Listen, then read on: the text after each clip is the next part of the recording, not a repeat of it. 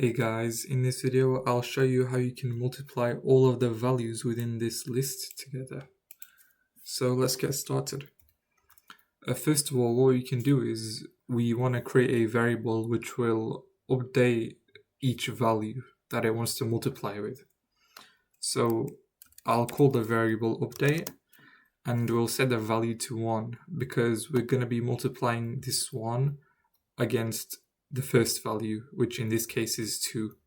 If we had this set to 0, then 0 multiplied by 2, what would that be? That would be 0. So that's why we have this set to 1.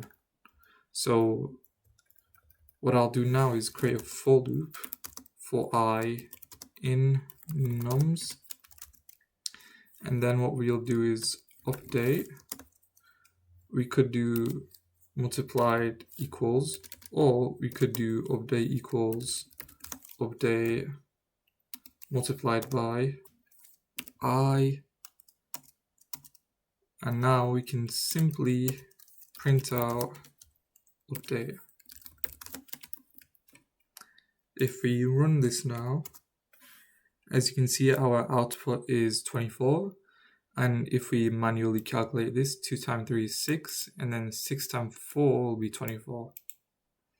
And this is how you can calculate all of the values within the list. One small improvement we can make to this, as I previously mentioned, was having multiplied equals instead of update multiplied by I. This just makes our code more concise and easier to read. And if we run it, it'll perform the exact same way.